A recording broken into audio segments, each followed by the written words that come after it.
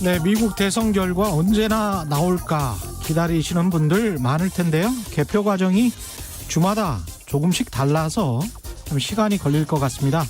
플로리다나 오하이오 같은 경우는 우편이나 사전투표, 투표일 1, 2주 전부터 먼저 개표 작업을 진행해버리고 펜실베니아나 위스콘신 같은 곳은 투표가 완전히 종료될 때까지 기다렸다가 개표를 하기 때문에 각 주마다 개표 결과에 대한 발표가 들쭉날쭉합니다.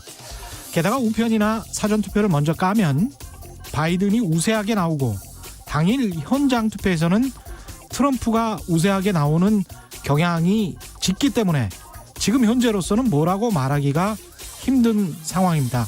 그래서 미국 뉴욕타임즈는 이런 식의 예측 보도를 하고 있는데요. 계산상 플로리다, 조지아, 노스캐롤라이나 중 한 곳만 바이든이 이겨도 오늘 밤까지 기다릴 필요 없이 바이든이 승리한다. 그러나 그렇지 않으면 누가 최종 승자가 될지는 며칠 더 기다려봐야 한다고 보도했습니다. 지금까지 개표 결과를 보면 세 지역 모두 트럼프가 이길 것 같습니다. 즉 결론은 며칠 더 기다려봐야 한답니다.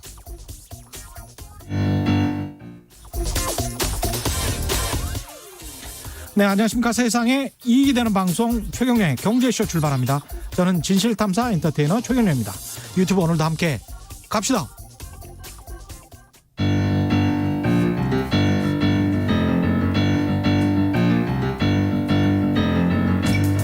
세계 100대 경제학자, 가짜 경제 뉴스 감별사, 가슴이 뜨거운 경제학자, 건국대 최백은 교수의 이게 경제다.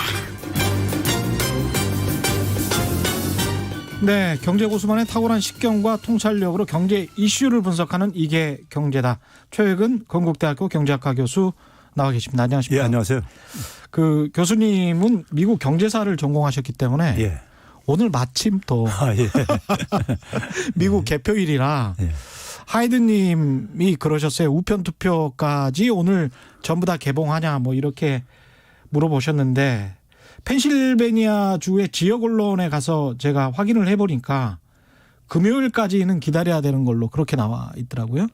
그래서 우편 투표는 상당히 늦게 펜실베니아 주는 개봉을 하기 때문에 지금 우편 투표로 나오는 거를 보면은 좀 많게는 8대2 정도가 바이든이 우세해요. 그래서 펜실베니아 주 같은 경우는 90만 표가 지금 우편 투표인데 그걸 전혀 까지를 않았어요. 그런 상황에서 지금 펜실베니아 주가 트럼프가 우세한 걸로 나오기 때문에 이게 지금 어떻게 될지 전혀 예측이 좀 불가능한 지금 상황으로 전개가 되고 있습니다. 근데 미국 투표가 이렇게 진행되고 있는 이 상황은 또 미국 경제사를 공부하신 입장에서는 어떻게 지금 보고 계시는지. 저는 미국의 시대가 저는 2000년 이후에요. 예. 저물고 있다고 이렇게 표현을 하고 있거든요. 예. 그러니까 이제 우리가 이제 이번에 코로나 재난 사태 겪으면서 예. 미국의 민낯을 좀 봤잖아요. 예. 예? 세계 최고의 의료기술 갖고 있는 나라의 모습이라고는 상상할 수 없는 우리가 이렇게 민낯을 보고 있잖아요. 예. 그렇죠? 그 얘기는 뭐냐면은 미국이 우리가 전통적인 사고로 하면 굉장히 어쨌든 간에 이 거인이죠. 거인. 예. 근데 그 거인이 지금 그러니까 뒤뚱뒤뚱 하고 있는 거예요. 지금요. 그렇죠. 하고 있는 건데 그러니까 사실 그 미국 전통적인 가치 기준으로 본다면은 사실 트럼프라는 사람이 지난번 대선에서도 되기가 어려운 인물이죠. 인물인데 예. 이런 분이 그러니까 두 번이나 될 수 있다는 것은 어쨌든 간에 미국 국민들이 그걸 지지를 하는 사람이 상당히 있다는 얘기고요. 그렇죠. 예. 그러면 그 미국 국민들이 그만큼 미국의 어떻게 보면은 과거에 미국의 세기에 미국의 시대에 가졌던 미국의 미국인들 어떤 그 여유로움이 많이 이제 손상된 거죠. 그게 이제 훼손되고 약해진 거죠. 예. 그러니까 여유가 없는 거예요. 미국의 이제 우리가 대표적인 저는 규범 중에 하나가 케어 문화입니다. 케어요. 남들을 배려. 케어하는 배려하는 배려. 문화. 이건데 이게 제가 90년대 제가 미국을 한번 방문했을 때 보니까는 80년대에 비해서 굉장히 훼손됐더라고요. 예. 그건 뭐냐면은 제가 이제 그걸 보면서 야 얘네들도 경제가 안 좋아지니까는 그 민낯이 드러나는구나 이렇게 좀 생각이 들었는데요. 예. 우리가 뭐 그런 말 있잖아요. 인심이라는 게 이 쌀독에서 나온다는 우리 뭐 속담 이런 게 있듯이 그러네요. 사람이 예. 어려워지게 되면은 막 이제 그 거칠어지고 그렇습니다. 이제 이러잖아요. 예. 대부분 사람들이요. 그런 것처럼 미국도 이제 그만큼 이제 여유가 없어진 거예요. 그렇죠. 더군다나 이제 양극화도 심해지고 이제 그러면서요. 예. 그러면서 이제 특히 이제 그 미국은 여전히 미국 백인 중심의 사회인데 백인들이 굉장히 백인 서민층들이 굉장히 타격을 많이 받았죠. 예. 지난 한 20, 30년 동안에요. 그렇죠. 예, 일자리를 비롯해 가지고 굉장히 타격을 많이 받으면서 그러면서 사실 어떻게 보면 미국 서민 백인들이 굉장히 분노심이 굉장히 가득한 거예요. 어떻게 보면요. 그렇죠. 예. 예. 그게 이제 특히 이제 미국의 그 주류 정치인들에 대한 이 분노심이 굉장히 가득 많이 차 있는 거고. 그게 이제 트럼프가 그렇죠. 거기다 어떻게 불을 지른 거죠. 역으로 이용을 한 그렇죠. 거죠. 이용한 거죠. 예. 네, 이용을 한 거고. 그런 점에서 근데 문제는 그게 이제 해법은 아니라는 얘기죠. 우리가 분노와 어떤 갈등이 해법은 아니거든요. 그렇죠. 예. 예. 근데 이제 항상 그럴 때 이제 정치인들은 그거를 이제 자기가 이제 자기 개인의 욕심을 채우기 위해서 이용을 하죠. 악용을 하죠. 그렇습니다. 예. 뭐 예. 우리가 역사적으로 히틀러가 그러니까 우리가 그랬듯이 예. 이제 이렇게 하는데 그러면 이제 그럴수록 미국은 더 망가지죠. 그렇습니다. 그러니까 우리가 지금 보게 되면 미국이요. 2차 세계대전 이후에 흔히 미국의 세기, 미국의 시대라고 얘기를 전개되는데 미국이 어쨌든 간에 미국식 시스템과 관련된 가치이긴 하지만은 그래도 가치에 기반을 해가지고 저희 자유진영 질서를 이렇게 만들었었어요. 그랬죠. 그리고 규칙에 기반을 해가지고요. 그랬죠. 근데 그걸 스스로들이 지금 어쨌든 간에 차버리고 있잖아요. 폐기시키고 있잖아요. 그렇습니다. 예? 예. 그리고 이제 뭐 80년대 이후에 그러니까 미국이 마지막 주도했던 게 소위 신자유주의 거기에 한 축이 그러니까 레이건이었잖아요. 예. 신자유주라는 게 기본적으로 자유시장 경제 원리에 기초해 가지고 자유무역, 사람의 자유로운 이동을 그걸 이제 지지하는 저거 있었단 말이에요. 상품의 자유로운 그렇죠. 예. 뭐 사람도 마찬가지 자유로운 이동 이런 걸 그렇게 했었죠. 그렇죠. 소위 예. 이제 90년대 워싱턴 컨센서스라는 것도 그러한 방식을 개도국에다 수출하려고까지 했었잖아요. 그렇습니다. 근데 그걸 레이건을 가장 존경한다는 트럼프가 스스로 그거 다 폐기해 버렸잖아요. 그렇죠. 예? 그 얘기는 결국 뭐냐면 미국의 가치를 미국의 규칙, 미국이 제시한 규칙과 가치를 스스로 지금 그러니까 폐기할 정도로 그만큼 그 상황이 됐다는 얘기는 미국이 굉장히 그만큼 여유가 없어지고 예. 미국이 그만큼 지금 쇠퇴하고 있다고 저는 보고 있는 거예요. 지금 저 교수님 말씀이 사실은 이번 주 영국 이카노미스트지는 자본주의 전 세계 자본주의의 수호지다. 이렇게 표현할 수 있을 정도의 역사와 전통을 가지고 있는 곳인데요. 아예 미국 국기가 그 달아져서 이렇게 펄럭거리는 모습을 보면서 바이든이 이번에 꼭 돼야 된다. 이게 헤드라인이에요. 영국 이카노미스트의 이유가 딱 지금 교수님이 말씀하신 것처럼 너무 지나치게 그 정파적으로 미국 중심주의적으로 갔기 때문에 우방들조차 지지할 수가 없는 지경에 이르렀고 그다음에 너무 심하게 거짓말을 많이 했다. 이거는 미국의 민주주의 가치를 너무 심하게 훼손시킨 지도자이기 때문에 서방 진영에서 받아들일 수가 없다. 이게 영국 이카노미스트지의 사설입니다. 사설. 굉장히 크게 나왔어요. 그래서 그 정도로 지금 사실은 영국이랄지 지식인들 쪽에서는 그렇게 보고 있다. 그런데 미국의 저항력 백인들은 트럼프를 지금 완고하게 지지하고 있는 그런 상황이죠. 지금. 근데 트럼프를 반대하는 사람들이요. 예. 그러면 이제 바이든한테 이제 절대적인 지지를 보내줘야 되는데 예. 바이든이 이제 그러한 이제 그 역할을 못 하고 있는 거죠. 예. 매력이 없죠. 그러니까 바이든이 집권한다고 해가지고 예. 사실 오바마 집권할 때 굉장히 많은 기대를 흑인 대통령, 최초 흑인 대통령이 있었기 때문에. 그렇죠. 그래서 어떤 변화를 기대했는데 뚜껑을 사실 열어보니까 그렇게 큰 변화 없었고요. 예. 그렇죠. 근데 이제 바이든이 집권한다고 해서 사실 뭐가 이렇게 달라질 것 같은가. 근본적으로 뭐가 달라질 것 같은가. 예. 여기에 대한 사실 그러니까 그 믿음이 없는 거죠. 그렇죠.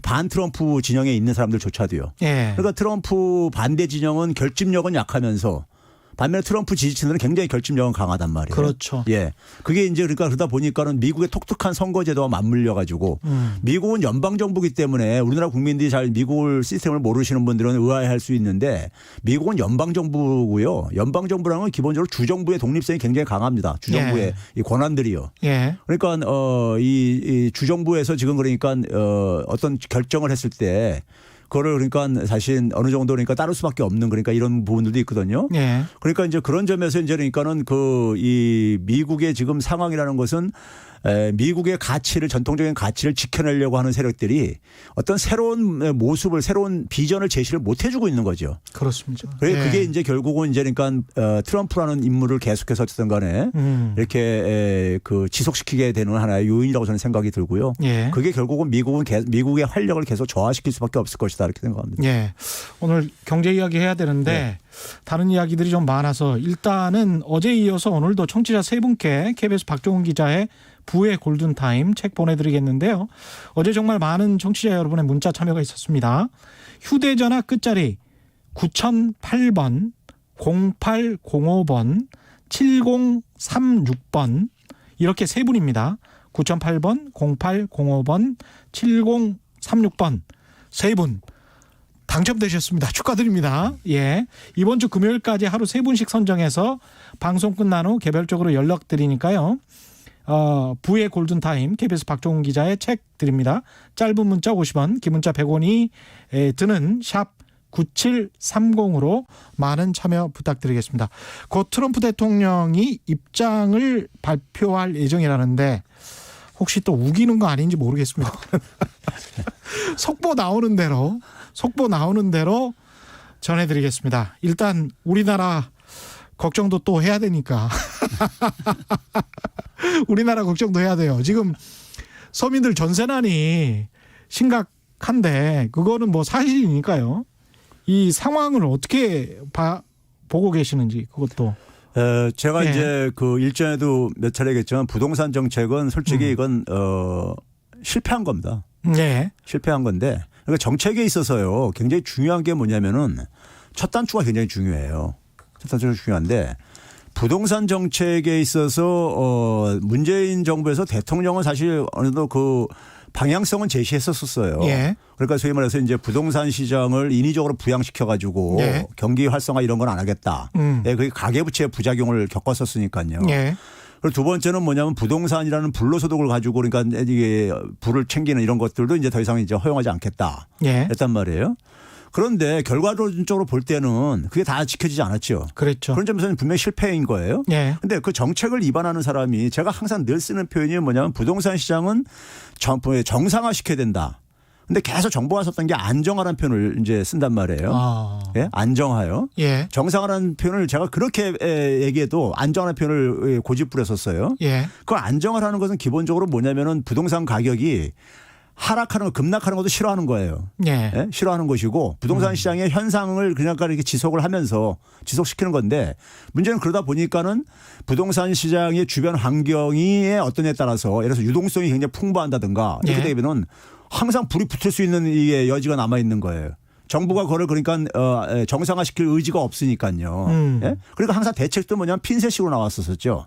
의지가 부족했다 많이. 예. 예. 그러니까 부동산 시장의 가격이 너무 과도하게 오르다는 상황에서 예. 그걸 정상화시킨다는 것은 가격을 인하시킬 그러니까 우리가 이 각오까지 있어야 됐었던 것이고요. 예. 그걸 위해서 대책은 이미 나와 있었어요. 뭐냐면은 다주택자들이 그러니까 매물을 내놓게 해야 된다. 유도를 해야 된다. 예. 일정한 시간을 주고 그러니까 내놓게 해야 되고 그 시간 동안에 뭘 해야 되냐면은 정부는 뭐냐면은 이 부동산 가격이 안정이 되더라도 아니 좀 이게 정상화 되더라도 예. 살 수 없는 사람들 있잖아요. 워낙 예. 부동산 가격이 크니까요. 이 사람들한테 장기 공공임대를 그러니까는 이거를 이제 공급을 인제니까는 하겠다는 이제 그러니까 계획을 가고 예. 신도시 이런 건설에서도 그러니까 대부분을 그러니까 이 공공임대로 공급을 예. 하는 방향을 처음부터 추진했으면요. 예. 왜 그러냐면은 다주택자 매물을 내놓게 하게 된다는 얘기는 뭡니까? 팔게 유도한다는 얘기잖아요. 그렇죠. 그건 결국 뭐냐면은 기대 차익을 그러니까 없앤다는 얘기입니다. 그렇죠. 세금을 통해서요. 예. 그러면 매수가 사라지 실종됩니다. 당분간 단기적으로는요. 예. 사람들이 그러니까 가격 하락할 때까지 기다릴 테니까요. 근데 정부가 한 거는 그게 그런 방향이었는데 왜 그게 효과를 그렇게 발휘하지 못했죠? 아니 그러니까 부동산 시장 안정화한다면서요. 항상 예. 뭐 했습니까요? 그 지나치게 오른 지역에 뒤쫓아가 가지고 사후적인 규제를 내놨잖아요. 예. 그러면 사실 그렇게 계속 옮겨갔잖아요. 불이 그러니까요. 예? 처음부터 전면적으로 했어야 된다라는 그러니까 제가 뭐냐면 말씀이군요. 부동산 가격을 예. 하락시킬 의지가 없었다 이거예요. 예, 처음부터요. 그러니까 그런 대책을 간 거예요. 정부는 부동산 가격을 하락시킬 의지가 없었다. 예. 오늘 그러니까 두 가지 평가를 아주 중요한 평가를 해 주시는데 문재인 정부의 부동산 정책은 결국 실패했다. 예. 그다음에 정부가 부동산가를 하락시킬 의지가 처음부터 없었다. 예. 이런 두 가지 말씀입니다. 예. 예. 그러다 보니까는 그러니까 결국 뭐냐면 이 부동산 가격이 하락할 저걸 없다 보니까는 예. 어떻게 했습니까? 집 없는 사람들에 대한 대책으로서 민간 임대주택 활성화라는 이 명분 속에서 박근혜 정부 때 입안했었던 그러니까 임대주택 선진화 이 대책을 그대로 유지 내지는 일부 보완까지 해줬잖아요. 예. 그러니까 사람들은 그때 시장한테는 어떻게 신호를 준 겁니까? 다주택 소유하라고 한 거잖아요. 예. 임대 사업자들이 굉장히 그러니까 이 수익이 높거든요. 수익률이요. 그러니까 심지어 그러니까 지방의 중소기업들조차도 그러니까는 이 임대 사업에 뛰어들 정도로 예. 예? 제조업을 해봤자 별로 저기 돈도 못 버는데 예. 임대주택 사업에 뛰어든 거란 말이에요. 예. 그러니까 정부가 그쪽으로 그러니까 집 가격을 오르는 방향으로 오히려 유도를 하는 측면이 있어요. 그렇죠. 그러다 보니까 집값이 오르니까 일반 국민들은 예. 문재인 정부 믿고 있다가 매수를 안 하고 있다가 그러니까 거기에 대해서 그러니까 사실 뒤통수 맞은 느낌이 들고 예. 예? 그리고 이제 그러니까 불만이 자꾸만 쌓여지면서 예. 그래서 올해 들어와 가지고 그게 이제 폭발할 지경까지 된 거죠. 그렇죠. 불신이요. 정책에 대한 불신이요. 예. 그러면서 뒤늦게 이제 이렇게 쫓겨 가지고 뒤늦게 6월 달 7월 달에 그러니까 좀 이제 이 투기 수요 억제 대책이라든가 임대 사업자들에 대해서 예. 대책이 나오기 시작한 거잖아요. 예. 그러니까 이제 이게 벌써 뭡니까요? 3년이라는 시간이 벌써 지나간 이후에 그런 대책이 이제 그러니까 나온 거예요. 그러니까요. 예. 나오니까 나온 상황 속에서 당분간은 어떻게 되겠습니까요? 거래는 그러니까 실종될 수밖에 없고. 예. 예? 거기다가 뭐냐면 그런 상황 속에서 사람들은 그러니까 주택을 그러니까 매수하는 걸 좀 기다리는 사람도 생길 수가 있고. 예. 그럼 결국은 뭐냐면 전세 물량이 부족할 수밖에 없는 거죠. 예. 그 결과가 그러니까 그런 점에 자초한 거죠. 그러니까 정책이라는 것은 정책의 목표가 단순하고 명확해야 됩니다. 예? 그리고 그걸 위해서 그러니까 모든 정책 수단을 다 동원을 해야 되는 거예요. 예. 그것에 따라서 그러니까 작은 그러니까 부작용은 감내를 해야 돼요. 설득을 시켜야 되고요. 예. 예? 그런데 처음부터 그러니까 집값 하락에 대한 의지가 없었어요. 하락에 대한 의지가 없다는 얘기는 결국 뭐냐면 시장에서는 환경만 조성되면 집값을 그러니까 올리는 방향으로 그러니까 투기 세력들이 뛰어든다고요. 예. 그 결과인 거예요. 그러니까 첫 단추 잘못 꼈는데 두 번 그거를 정상화 안 시키고 예. 계속해서 그러니까 그걸 유지하면서 하려니까 이게 두 번째 세 번째 단추도 계속 어긋나게 되는 거죠 지금요. 지금 저 트럼프 대통령이 입장을 발표하고 있는데요. 잠깐 들어볼까요? 잠깐 들어보고 가겠습니다. 저희가 오하이오라는 위대한 주에서도 압승을 할 수 있었고 텍사스에서도 저희가 이길 수 있었습니다. 텍사스에서 이겼는데요. 70만 표 이상의 차이가 났습니다. 이 표 중에서는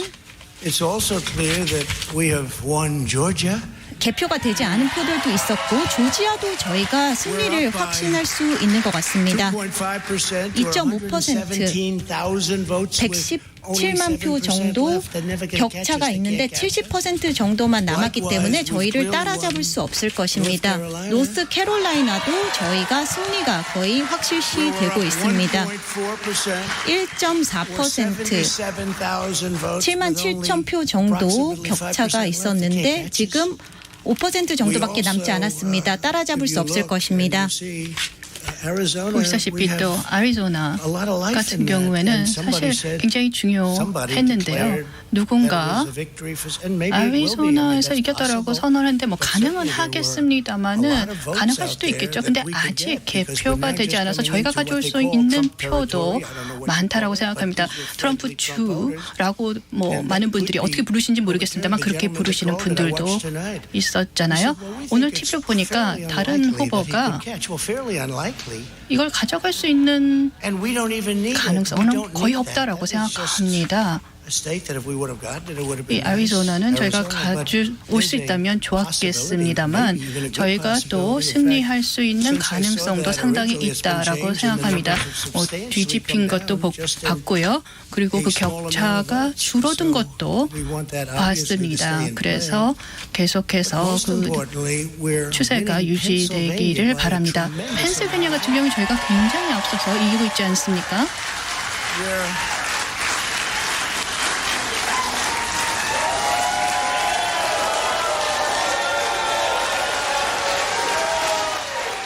지금까지 트럼프 대통령 입장 발표를 1TV로 들어봤는데요. 텍사스에서 승리했다. 플로리다에서 승리했다. 오하이오에서 승리했다. 노스캐롤라이나도 거의 승리한 것 같다. 까지는 트럼프 대통령의 말씀이 맞아요. 이거는 AP의 지금 보도하고도 거의 일치하고 있고요.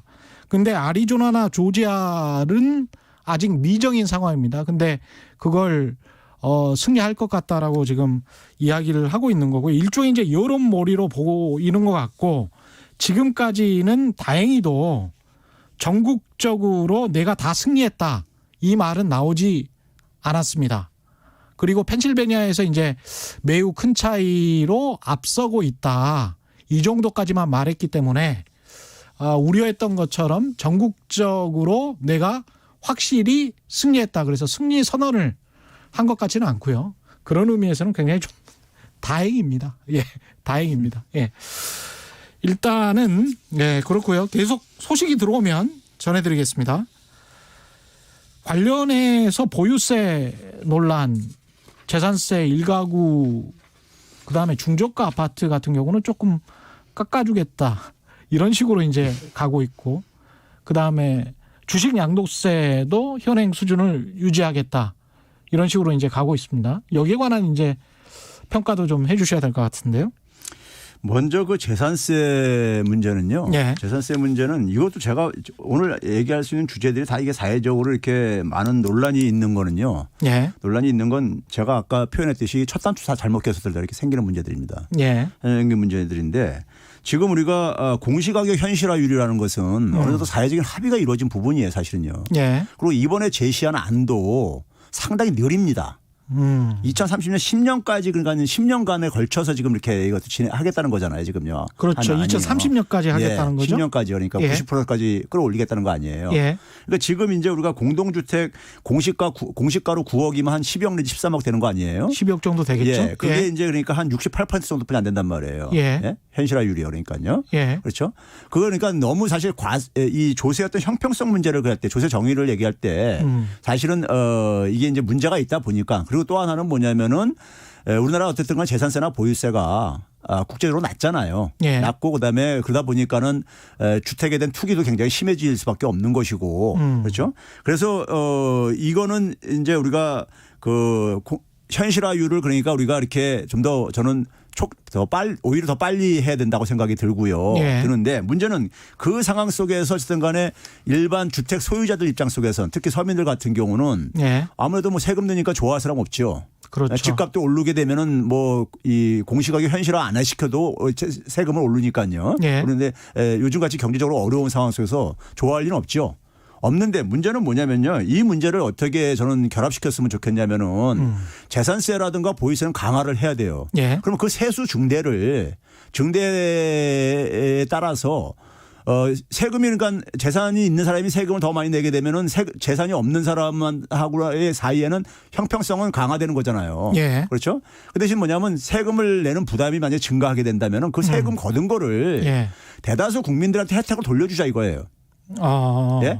그러니까 예를 들어서 그러니까 뭐 상위 한 10% 정도라든가 예. 상위 한 5% 정도만 그러니까 실질적인 부담을 갖게 하고 나머지 국민들한테, 그러니까 무주택자를 포함해 가지고 대다수 국민들한테 그러니까 그 세금 거둔 걸 돌려주자 이거예요. 예. 예? 뭐 우리가 뭐 흔히 뭐 기본소득이라는 표현을 안 쓰더라도 예. 서로 돌려주게 되면은 자기 세금 낸 것만큼은 다 돌려받는다면은 조세 저항은 없을 수 있잖아요. 예, 그렇죠. 그러면서 이제 뭐냐면 재산이 굉장히 그 재산에 대해서 정당한 어쨌든 과세가 이루어지고, 특히 무주택자 같은 경우는 사실 상대 더 이제 혜택을 보는 거죠. 예. 자기는 세금도 안 내면서 그러니까 혜택을 보는 거니까요. 예. 그렇죠? 그러면서 조세 정의도 좀 만들 수 있고, 예? 이런 점이 이제 그러니까는 그 해법을 찾을 수 있는데, 예. 이걸 그러니까 뭐 6억 원 이하로 그러니까 뭐 이렇게 간다 했을 때, 재산세를 인하한다 해준다 할 때 예. 어떤 문제가 생기겠습니까? 6억 원 이하짜리 집에 대한 또 이제 이게 투기적인 수요가 생길 수도 있어요.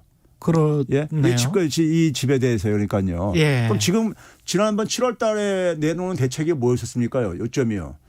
주택 수요, 그러니까 이거 억제하자고 해서 세금 강화했던 거 아닙니까? 그렇죠. 예? 근데 예. 그거하고 이거하고 그러니까 충돌하는 부분들이 있다고요.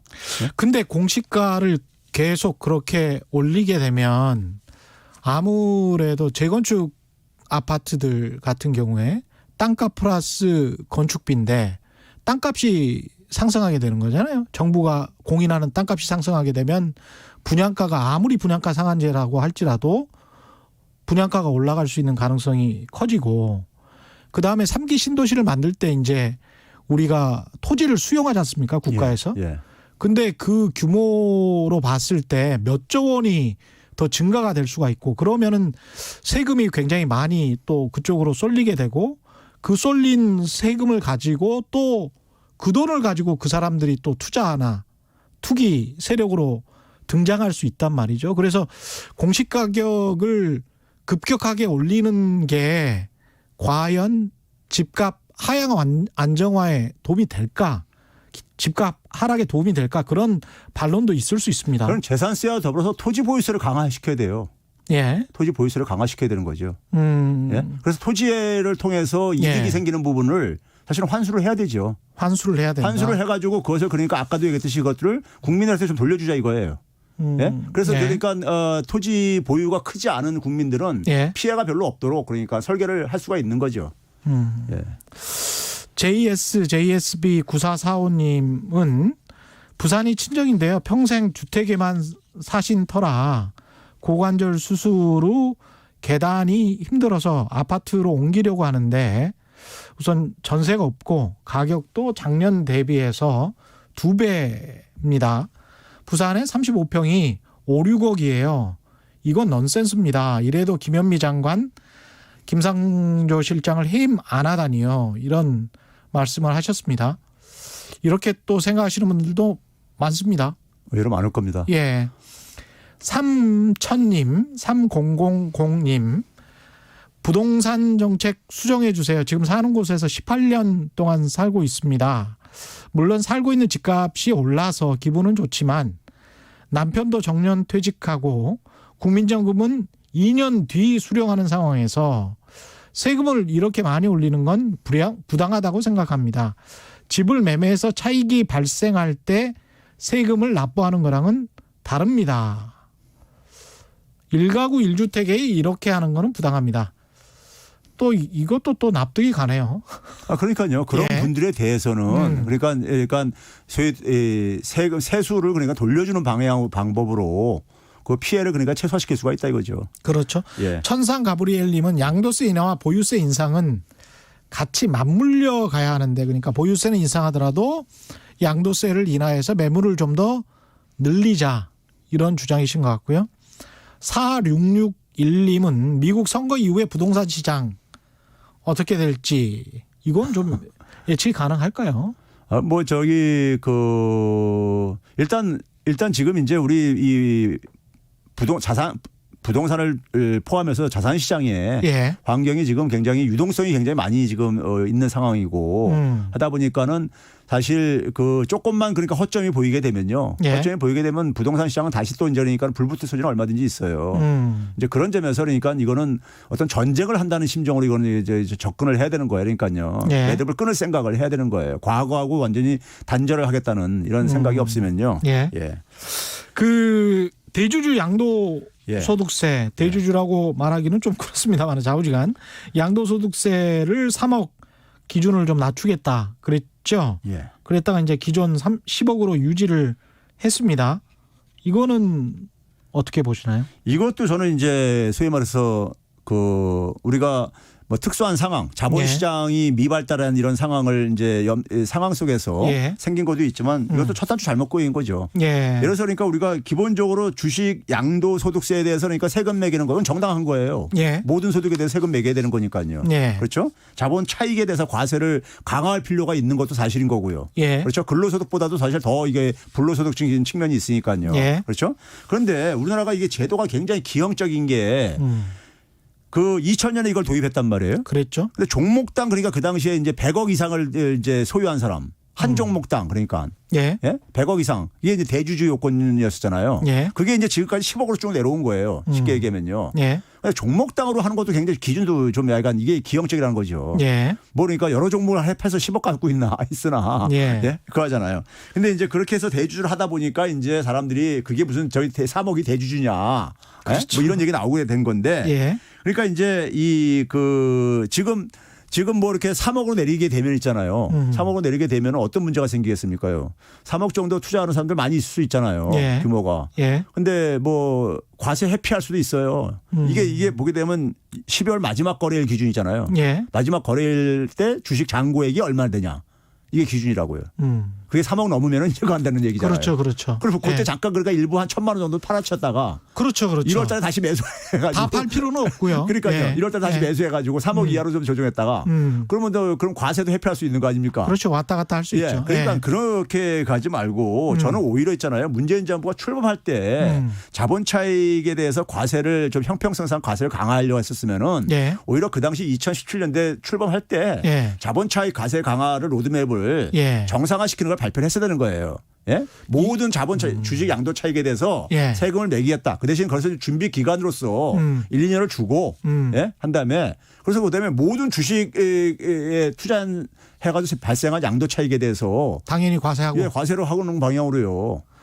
예. 이 지금 말씀은 이해운 전 의원의 의견하고 똑같아요. 그러니까 이게 지금 상식적인 이야기를 하시는 것 같아요. 그 저는 부분에 거기다가 관해서는. 뭐냐면 예. 이것도 종합소득으로 과세해야 돼요. 예. 예, 이거 분류과세하지 마시고. 예. 예. 그렇습니다. 예. 일단은 뭐 그 부분에 관해서는 이견이 별로 없는 것 같은데 홍남기 부총리는 기획재정부가 이 3억으로 내리겠다는 안을 추진을 했다가 여당이 반대를 해서 이렇게 된 거니 책임지고 사직서를 제출하겠다.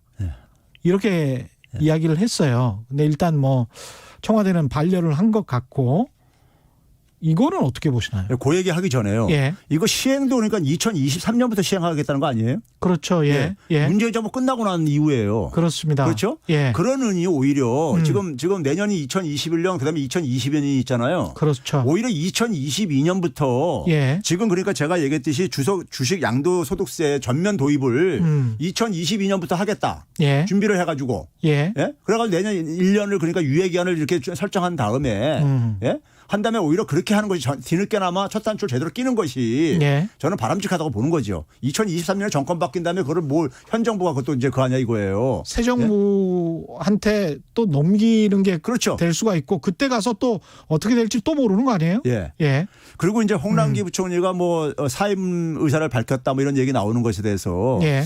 저는 하여간 모르겠습니다. 이 문재인 정부에서 몇몇 힘 있는 부서상들이 예. 자기가 가지고 있는 권한, 그 부서가 가지고 있는 권한이죠.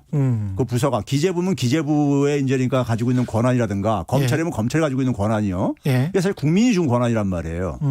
근데 그 권한을 테크노크라트들이 예. 자기 권한이라고 생각하는 것 같아. 개인의 권한이라고. 예. 예? 이게 뭐냐면은 그래가지고 그거를 자기의 그걸 이제 자기의 소신으로 포장을 해가지고요. 예. 포장을 해가지고 밀어붙인단 말이에요. 밀어붙이는데 만약에 그게 만약에 잘못된 것이라면 그 피해를 보여서 본인이 책임질 거예요? 국민들한테 배상할 거냐고요. 그건 아니잖아요. 그거는 정책에 대해서 그러니까 예. 또 이제 책임을 회피하잖아요. 예. 그렇죠? 그러면 우리가 예를 들어서 본인의 그러니까 가지고 있는 것을 소신이라고 이것을 포장하면 안 되는 거예요. 예. 이거는 결국 뭐냐면은 여러 곳에서 검증을 받아야 되는 겁니다. 당연히요. 예. 근데 이걸 소신이라고 해가지고 그러니까 무대포로 그냥 이렇게 밀어붙이고 예? 안 들어주면 나 그만둔다. 예. 이거는 제가 볼 때 이거는 공직자 테크노크라트의 관료들의 자세가 아니에요. 기본적으로요. 이건 그렇게 결국 뭐냐면 자기는 할 만큼 했으니까 제가 볼 때는 예. 할 만큼 했는데 그러니까 자기 소신 지키다가 소위 요새 뭐 검찰총장이 하듯이 하다가 나 그러니까 자르려면 잘라라. 예? 그러면 이제 거기서 그러니까 자기 그러니까 뭐 멋있게 저기서 퇴장하는 모습 보이고 싶다는 저는 이런 욕망처럼뿐이 안 보여요. 이건 그냥 무책임한 것이죠. 자기가 갖고 있는 소신이 적어도 그러니까 국민들한테 대다수한테 도움이 된다는 걸 뭘로 그렇게 그걸 자신이 하는 거냐고요. 예. 예? 그리고 더군다나 뭐냐면은 정책이라는 것은 여러 우리가 이 그 의견을 들어가지고 거기에 그러니까 그래서 반대 지적하는 것들에 대해서도 수렴을 해야 되는 것이고 예. 그래야 되는 거죠. 근데 예. 자기 개인이 그러니까 가지고 있는 생각을 절대시한다는 것만큼 이 위험한 건 저는 없다고 보고요. 그런 점에서 그거를 자기 직책을 걸어가지고 소위 말해서 그걸 관철시키겠다는 이런 태도는 제가 볼 때는 이건 공직자의 태도가 아닙니다. 예. 지금 언론에서 이제 논란이 되고 있는 것들, 홍남기 부총리 사표 논란, 그리고 이제 또 최근에 논란이 됐던 게 이재명 경기지사와 유승민 의원이 일자리와 관련해서 통계를 가지고도 좀 이야기를 했었던 것 같고 SNS상에서 좀 설전이 있었는데 어떻게 이게 시작된 건가요? 이게 무슨 내용인가요, 일단? 이게 이제 그러니까 유승민 의원이 SNS 상에다가요. 예. 10월 19일 날에 이제 페이스북에 하게 이제 그러니까요. 예. 예, 거기다가 이제 그러니까 대통령은 경제 위기의 심각성을 알기는 아는가. 뭐 이런 식의 이제 글을 이제 장문의 글을 올렸어요. 예. 근데 이분이 이제 이런 주장은 과거에도 그러니까 이런 주장을 해왔었어요. 예, 해왔었는데 거기 보게 되면 이제 뭐 흔히 이분이 쓰는 표현이 경제 포기한 대통령 뭐 이런 식의 이제 그러니까는 이제 거의 이제 어떻게 보면 좀 막말성 이런 표현을 막 해요. 했는데 예. 거기에 이제 구체적으로 이제 들은 근거가 뭐냐면 성장 동력을 잃고 역사상 최악의 고용 참사와 양극화. 예. 역사상 최악의 고용 참사 양극화. 그리고 정부 기업 가계 모두 최악의 부채에 시달리고 있다. 이렇게 얘기했어요. 예. 이런 내용이 포함되어 있어요. 예. 그러니까 이재명 지사가 거기에 대해서 이틀 후에 예. 이제 그러니까 SNS상에다가 예. 이제 그러니까는 그 맹목적 비난하지 말고 전문가다운 대안 제시 기대합니다 하면서 그러면서 이제 구체적인 근거를 통계 근거를 가지고 예. 고용 참사라 그러는데 사실 고용률만 보게 되면 역대 최고거든요, 지금요. 예. 그게 물론 양적인 지표지만은 예. 그렇죠. 그다음에 이제 정부 기업 가계 이 최악의 부채라 했는데 실질적으로 보게 되면 연평균 증가율을 보게 되면은 박근혜 정부 때 가장 높았었고. 예? 뭐가요? 가계 부채가? 정부 기업 가계 부채를 합한 거를 다 보게 되면은요. 그 국가 부채도 제일 높았어요? 박근혜 정부 때? 박근혜 정부 때가 연평균 증가 속도는 빠릅니다. 증가 속도가 예. 빨라요. 예. 그러니까 이제 그러니까 이 가계부채 같은 경우는 뭐 박근혜 정부 때 굉장히 뭐 크게 증가했었으니까 그건 뭐 다 알고 있는 사실들이고요. 예. 그런데 이제 그러다 보니까 이걸 이제 가짜 뉴스를 그대로 옮긴다고 이제 이재명 지사가 이렇게 이제 페이스북에다가 또 마찬가지로 이렇게 주고받은 거예요. 예. 그러면서 이제 구체적인 통계 수치를 이제 제시를 하면서 예. 했는데 그러면서 이제 뭐냐면은 그러다 보니까 이제 유승민 전 의원이 또 다시 이제 그러니까는 재 반박을 이제 가면서 반박을 하면서 이제 뭐라고 했습니까? 이제 이게 중앙일보에 이제 이게 그 헤드라인 뽑은 거를 이제 기사가 났군요. 한데 문재인 감싼 이재명에게 할 말하는 결기를 보일 수 없는가?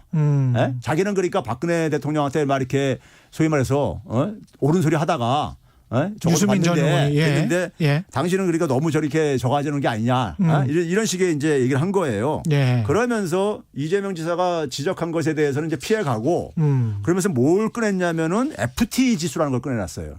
이게 FT가 우리말로 전일제 환산 취업자 수인데 굉장히 낯선 개념이죠. 그러니까 FT라는 게 풀타임입니까? 풀타임 이퀴벌런트. 예, 이게 뭐냐면은 우리가 되게 그러니까 풀타임 노동자들 노동력이 있잖아요. 예. 그러니까 되게 이제 주당 40시간 이상 그러니까 뭐 일을 하는 예. 경우 우리 통계청에서는 주당 36시간 이상을 주로 이제 기준으로 하고 있는데 예. 주당 40시간 이상 그 근로 시간을 기준으로 해가지고 예. 전체 그러니까 우리가 취업자들의 노동 시간 있잖아요. 그렇죠. 어떤 사람은 일주일에 60시간 하는 사람도 있고 예. 어떤 사람은 17시간만 하는 사람도 있고 17시간 하는 사람은 이제 파타임으로 봐야 되겠죠. 그렇죠. 예. 그러니까 그래서 20시간 하는 사람은 예. 0.5명으로 취급하는 거예요. 40시간이 한 명으로 취급하니까. 58에 40회에서 5일 동안 예, 이게 8시간 보는 거니까. 8시간 풀타임으로 일하는 거니까. 풀타임 이제 취업자로 이제 보는 걸 주당 40시간을 봐가지고. 그렇죠. 그러면 일주일에 20시간이라는 사람은 예. 0.5명으로 이제 간주하는 겁니다. 그렇겠네요. 예. 예. 그리고 만약에 60시간을 하는 사람도 있을 수가 있잖아 일주일에요. 그러면 1.5명으로 계산하는 거고요. 그런 식으로 그렇게 해가지고 풀타임 기준으로 얼마나 취업자 숫자가 얼마나 변했느냐 이걸 이제 얘기하는 게 그런 지수가 이제 FTE 지수다. 예, 이게 예. 이제 OECD에서 예. OECD에서 이제 도입했다 그러는데 예. OECD에서는 이걸 주로 있잖아요. 남성과 여성의 이걸 비교하기 위해서 이걸 사용을 해요. 왜 그러냐면 여성들이 파타이머가 많으니까. 예, 파타임 많으니까 여성들이 얼마나 경제 활동에 예. 질질에 많이 그러니까 가고 있는 걸 변화하는 걸 이거 보기 위해서 예. 격차가 많이 벌어지고 이게 좁혀지고 있는 걸 보기 위해서요. 예. 근데 어쨌든 간에 그걸로 했을 때 2016년과 19년 사이에 박근혜 정부 말기 때하고 19년 사이에 한 112만 명이라니까 줄어들었다. 예? 그러면서 이제 고용의 질이 나빠진 거 아니냐. 이게 이제 이렇게 유승민 의원이 제기한 거였었어요. 그만큼 풀타임으로 정규직으로 일하는 노동자들은 숫자가 많이 줄어들었 게 아닌가. 예. 이런 문제 제기네요. 그렇죠. 예. 근데 이제 문제는 뭐냐면 이 FT 지수라는 게 사실 경제학자들도 대부분은 몰라요. 그렇습니까? 이게 노동경제학 하는 사람 정도나 이게 보조 지표로 사용하는 거기 때문에 예. 우리 통계청에서도 발표 안 하는 지표가 아직은 그러니까요. 그렇군요. 예. 이거 예. 계산을 할 수 있어요. 아까 얘기했듯이 그런 방식으로 계산하면 되는 거니까요. 예. 예. 그런데 이제 이 지표를 갑자기 딱 끄집어내니까는 일반 사람들이 볼 때는 FT 지수가 도대체 뭐야? 이렇게 전일제 환산 취업자 수준 이렇게 될 게 아닙니까? 근데 그렇죠? 이제 기존의 보수 언론들이 주장했던 양질의 노동 일자리가 사라지고 있다. 거기에는 이제 부합되는 수치네요. 그렇죠. 그렇게 예. 해석할 수도 있는데 그렇죠. 또 다른 예. 측면도 있어요. 음. 이게 뭐냐면은 그래서 이제 여기에 이제 이재명 지사가 더 이상 이제 반박을 안 했어요. 예. 이재명 지사가 제가 반박 안 한 이유는 이제 가만히 생각해 보니까 괜히 주고받고 핑퐁 해봤자 저희 유승민 전 의원만 좋은 일 시켜주는 것 같은 생각이 드니까 그런 것 같은데. 예. 그래서 제가 이제 이거를 이제 그러니까 좀 들여다봤어요. 예. 들여다봤는데 기본적으로 2016년과 19년 사이에요. 인구 구조가 급격하게 변합니다. 아. 제가 예. 간헐적으로 얘기를 했었는데 예. 문재인 정부가 2017년 5월 달에 집권하잖아요. 그랬죠. 취임하잖아요. 예. 근데 6월 달부터 경제활동 인구라고 있죠. 15세에서 64세. 64세. 예. 이 인구가 줄어들기 시작해요. 그때 묘하게. 참 공교롭네요. 예. 예. 그러니까 이제 그럼 2016년과 19년 사이에요. 예. 60세 이상은 164만 명이 증가했습니다. 아, 60세 이상이 예. 예. 반면에 16년부터 19년 동안 예. 반면에 15세에서 49세. 예. 그러니까 50세 미만은 예. 한 90만 명 이상이 감소를 해요. 아이고야. 우리 인구 구조가 지금 이렇게 변하고 있잖아요. 예. 출산 이런 것 때문에요. 음. 그렇죠? 그러면은 그거를 이제 그러니까 우리가 취업자 숫자가 그러니까는 50세 미만은 줄어들 수밖에 없는 거예요. 그러니까요. 예. 인구가 줄어드니까요. 그렇죠. 그렇죠? 퇴직을 하는 거니까. 그렇죠. 예. 그래서 이제 인구별로 인구별로 해가지고 40시간 이상 취업자 숫자를 제가 이렇게 추계를 해봤어요. 내봤더니만은 그 이 50세 미만에서는 한 그러니까 그 이 감소 폭이 감소가 이제 그러니까 몇백 명이 감소할 게 아닙니까? 예. 그다음에 50세 이상은 주로 인구가 증가하니까 거기서 40세 이상 취업자가 또 증가해요 거기는요. 예. 그래가지고 그거를 이제 저기 빼고 더 해보면은 예. 한 90만 명 정도가 취업자가 이제 그러니까 40시간 기준으로 할 때 줄어든 걸로 나와요. 예. 유승민 의원은 112만 명이라고 했지만은 근데 문제는 뭐냐면 이 동안에 근로 시간이 그러니까는 한 2.1시간 정도 평균 감소합니다. 왜 감소했냐면요. 우리가 이 주당 근로 시간 계산하는 게 잠깐만요. 그러니까 인구가 60세 이상이 급격하게 늘었고 예. 오히려 또 15세부터 49세까지는 한 감소했고요. 100만 명 정도가 감소를 예. 했고 그렇게 되다 보니까 풀타임으로 일하는 정규직 노동자들의 숫자는 상당히 줄어들 수밖에 없는 그러니까 인구가 상황이죠. 줄어든 데서 풀타임이 줄어들고요. 예. 인구가 는 데서는 60세 이상에도 늘었어요. 그러네요. 근데 예. 그분들은 이제 일을 하면은 대개는 파타임으로 그렇죠. 일을 할 가능성이 높고. 그렇죠. 반면에 30대 40대는 풀타임으로 일할 가능성이 높은 사람들이잖아요. 그러네요. 예. 근데 인구가 절대로 줄다 보니까 줄은 거예요. 예. 그런 요인 하나. 예, 그다음에 그런 이제 요인 하나 구조적이고. 하고. 예. 그다음에 두 번째는 그다음에는 뭐냐면 노동 시간이 예. 이제 그러니까 한 2.1시간 정도 감소해요. 예. 왜 감소하냐면은 우리 근로 시간 단축 때문에 논쟁하다가 그게 이제 합의가 잘 안 되고 그러니까는 여야 간에 예. 합의가 안 되면서 어떤 일이 있었냐면요. 2016년 같은 경우는 그러니까 주당 근로 시간을 국회 한노위에서 2014년에 예. 일주를 뭐냐면 휴일을 제외한 5일로 이렇게 해석을 했어요. 행정 해석을 했었어요. 예. 일주일에 5일이다. 일주일에. 그러면 뭐냐면은 주말도 그러니까 일 시킬 수 있는 그거는 포함 안 시키는 거죠. 그러니까요. 그래서 더 시킬 수가 있는 거죠. 예. 근데 2018년도에 이거를 환노위에서 마찬가지로 이거 예. 변경을 해요. 일주일은 7일이다. 아. 7일 기준으로 이제 40시간 이렇게 해석해야 된다. 그러면 예. 이제 그 이상 시키는 건 초과 근무, 초과 수당 이렇게 줘야 되는 거잖아요. 그렇게 되는군요. 예. 그래가지고 근로 시간이 줄어든 거예요. 그러면 우리가 40시간 이상 취업자들의 제가 지금 얘기한 건 40시간 이상 일을 하는 사람들의 근로 시간이 줄어든 거예요. 2.1시간 정도. 그러니까 아까 그 말씀하신 것처럼 주 60시간이면 이게 정규직 노동자인데 1.5명으로 계산이 되네요. FT에서는. 그렇죠. 근데 60시간으로 일하는 그렇게 과도하게 일하는 사람들이 오히려 줄어들 가능성이 높아졌군요. 2018년도 그렇죠. 이후부터는. 그렇죠. 그렇게 행정 해석을 바꾸면서 그렇게 되다 보니 FTE의 그 취업자 숫자 수가 줄어들 수밖에 없죠. 숫자가 줄어들겠네. 그렇죠. 인구 구성도 그렇고 예. 18년 이후에 그런 해석 때문에도 그렇고. 예. 그러니까 우리나라가 이제 근로시간 장시간으로 악명이 높은 나라 중에 하나잖아요. 예. 그러니까 그 40시간 이상 취업자들이 그러니까 막 일주일에 60시간 이상 일하는 사람들이 예. 좀 줄어드는 건 그건 바람직한 거잖아요. 어떻게 보면요. 그렇죠. 근데 예. 그거 줄어든 것이 근데 풀타임 취업자가 줄어든 걸로 이게 해석이 돼버리는 거예요. 그러니까요. 이거는 자세히 그 들여다보지 않으면 그렇죠. 다 속겠는데. 그러니까 첫째니까 그러니까 그런 거예요. 이 예. FT 지수를 예. 우리나라에서 좀 공식적으로 사용하지 않는 거를 끄집어내 가지고 예. 그러니까는 이제 이지사하고 어쨌든 간에 주고받는 과정 속에서 갑자기 글로 이제 새버린 거예요. FT 지수라는 걸로. 예. 그러니까 이제 이거는 그러니까 일반 사람들은 이게 제가 이해하기도 힘들고 예. 이게 무슨 말인지 그리고 뭐 숫자를 가지고 몇백만 명이 줄어들었다는데 예. 그런가 보다 할 게 아닙니까? 그러니까 결국은 이 FTE 지수를 가지고 예. 정규직 노동자의 숫자나 양질의 노동의 일자리가 줄어들었다라고 확언하기는 힘들다. 교수님 그렇죠. 말씀은 그런 아니, 말씀이네요. 실제 수치상 예. 계산해 보면은 인구 구조하고 예. 취업 시간 감소 때문에 근로 시간 감소 때문에로 나와요. 시기에 다 예. 설명이 되어져요. 예. 또 하나는 뭐냐면은 OECD 국가들도요. 이게 그러니까 감소세를 보여요. 왜 그렇습니까? 프랑스 근로 시간 줄였잖아요. 계속요 이렇게. 그렇죠. 그렇죠. 예. 그럼 당연히 풀타임 취업자 40시간 기준하면 줄어들 수밖에 없죠. 그러니까요. 그렇죠. 프랑스 36시간이니까요. 그래서 OECD 평균을 보게 되면 2000년에 남성 노동력 기준으로 79.4% 76.1%로 한 3.3%포인트가 떨어져요. 그런 노동 시간이 줄어드는 거는 또 당연한 그렇죠. 역사적인 추세다. 예. 예. 한국도 떨어져요. 그러니까 노무현 정부에서 이명박 정부 넘어오고 이명박 정부 박근혜 정부에서 계속 떨어져 왔었어요. 그 이명박 정부 때도 예. FT가 계속 떨어져 왔었던 거군요. 예, 이명박 정부 말 때 89%였었는데 남성 예. 노동력 기준으로요. 박근혜 정부 말 때는 87.1% 떨어졌었어요. 이게 문재인 정부에서 84.2% 줄어든 거예요. 어떻게 보면은 이제 선진국으로 되어가고 있는 과정 속에서 노동 시간이 점차 줄어드는 그런 의미로도 해석이 되는데. 그렇죠. 거기다 우리나라 이제 인구 구조까지 묘하게 이제 문재인 정부에서 바뀐 게 또 거기 예. 더해진 거고요. 이거는 뭐 확정적으로 말할 수는 없을 것 같고 한 1분 정도밖에 안 남았는데 그 미국이 바이든이 되든 트럼프가 되든 미국 경제나 세계 경제는 어떻게 될 것 같은지 그 말씀을 잠깐만 좀 해 주십시오.